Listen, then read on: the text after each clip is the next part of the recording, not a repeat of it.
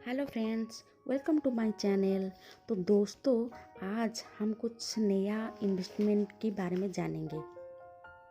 तो दोस्तों, गोल्ड में और रियल एस्टेट में इन्वेस्ट करने के लिए आपको बहुत सारा मनी चाहिए और एफडी में आपको इन्वेस्ट नहीं करना चाहेंगे क्योंकि उसमें बहुत लो इंटरेस्ट मिलता है। और रही बात म्यूचुअल फंड की, तो आइए जानते हैं म्यूचुअल फंड कंपनी क्या होती है, कैसे ऑपरेट होता है और म्यूचुअल फंड कंपनियाँ इतना प्रॉफिट कैसे जनरेट करती है। तो आज हम बात करेंगे म्यूचुअल फंड के रिलेटेड।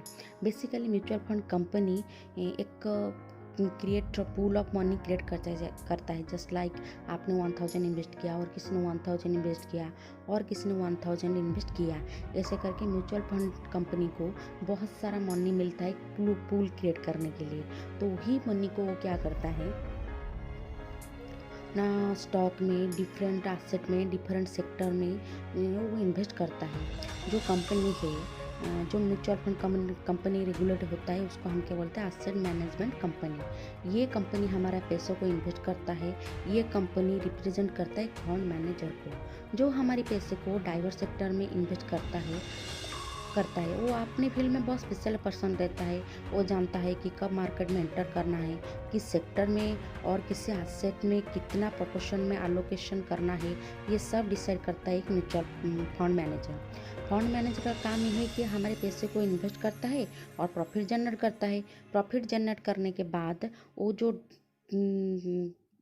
दो लोगों में वो डिस्ट्रीब्यूट कर देता है। तो तो कितने कितने इन्वेस्ट करना है, किस सेक्टर में इन्वेस्ट करना है, ये सब डिसाइड करता है फंड मैनेजर। तो अगर हम बात करेंगे म्यूचुअल फंड के लॉन्ग टर्म के बारे में, तो दोस्तों, तो म्यूचुअल फंड कभी भी नेगेटिव रिटर्न लॉन्ग टर्म में नहीं देता है। तो डेफिनेटली हमारा जो रिटर्न है वो बेहतर ही होता है। तो जैसे हमको पता है कि 1979 में सेंसेक्स का प्राइस 100 रुपीज़ था। तो अब ये जाके देखिए नियर अबाउट 50,000 के आसपास ट्रेड कर रहा है। तो इतने सालों में मार्केट ने बहुत टाइम नीचे आया है, ऊपर गया है, कितनी बार फ्लैट भी रह चुका है। 10 साल की रिटर्न निकाल के देखेंगे तो कभी वो नेगेटिव रिटर्न आपको नहीं दिया है।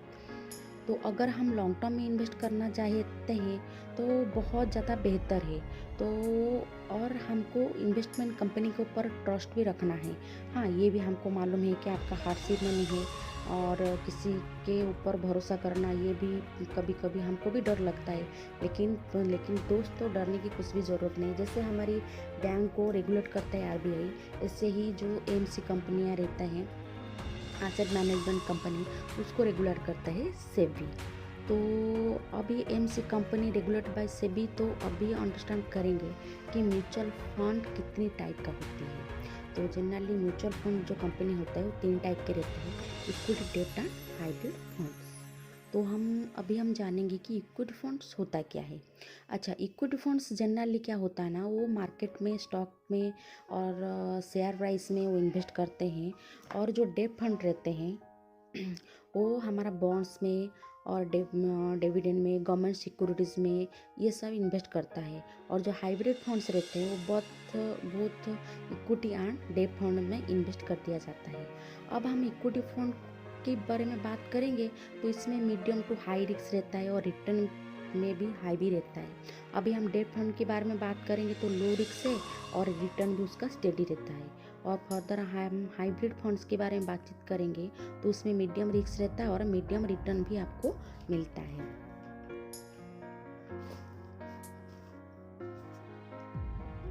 अगर हम इक्विटी फंड्स को फर्दर क्लासिफाई करेंगे तो ये 3 टाइप का रहता है। एक तो large cap, mid cap and the small cap. तो लार्ज कैप हम किसको बोलते हैं, जो इंडिया में जो टॉप 100 कंपनीज रहते हैं, जो मार्केट कैपिटलाइजेशन के हिसाब से रहते हैं।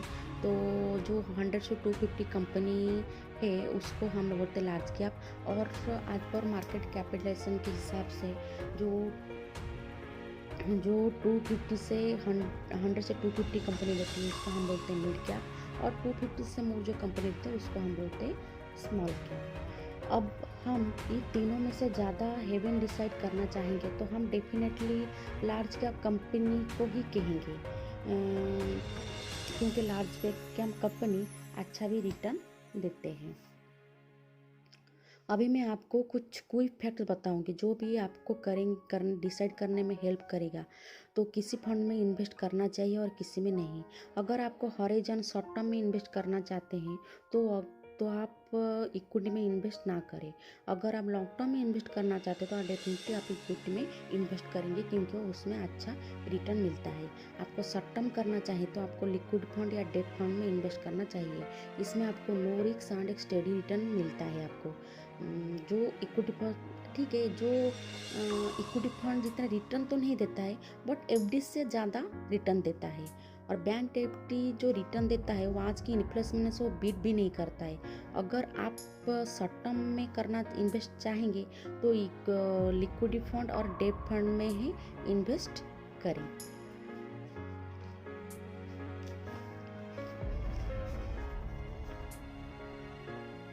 और बात करें अभी इन्वेस्टमेंट कितने टाइप के रहते हैं। तो इन्वेस्टमेंट करने के लिए आपको दो टाइप है, एक तो लमसम और दूसरा होगी SIP। तो लमसम में क्या होता है, ये तो आपने एक चेक में अपना एक अमाउंट दे दिया, वो टाइम पे जो करंट मार्केट वैल्यूएशन के हिसाब से आपको यूनिट अफोर्डेबल कर दिया जाएगा। लेकिन जो SIP रहता है उसमें आपको हर महीने कुछ ना कुछ इन्वेस्ट करना है। जैसे आपने डिसाइड कर लिया कि आपको साल भर में 1,20,000 इन्वेस्ट करना है, आपको मंथली 10,000 इन्वेस्ट करना है। तो सपोज आपने जनवरी में 10,000 इन्वेस्ट किया तो उसमें आपको शेयर प्राइस आपका 10 रुपीज़ मिला। फिर आपने फरवरी में इन्वेस्ट किया 10,000, तब आपको शेयर प्राइस का वैल्यू 11 रुपये मिला। जब आप मार्च में इन्वेस्ट किए तो आपकी शेयर प्राइस आपको मिला 9 रुपीज़ में। जब आपने अप्रैल में इन्वेस्ट किया तो आपका प्राइस बढ़कर 12 रुपीज़ हो गया है। जब आप मई में इन्वेस्ट करेंगे तब प्राइस डाउन होके फिर 10 रुपीज़ मिला। 10 रुपीज़ में आपको शेयर प्राइस में मिला। तो एक प्राइस एवरेज हो जाती है। जब हम लॉन्ग टर्म में देखेंगे तो वही एवरेज प्राइस हमको एक अच्छा रिटर्न देता है और बोनस टिप भी देता है। तो SIP से अच्छा बेटर तरीका ही नहीं जो आपको पैसे को इन्वेस्ट करने के लिए। आप बिगनर है तो आपको बाकी चीज़ों में नॉलेज भी नहीं होगा कि आपको कब इन्वेस्ट कहाँ करना है, क्या करना है। Then go to SIP। तो चलिए, आपने SIP अभी शुरुआत नहीं किया है तो अभी कर लीजिए। Thank you.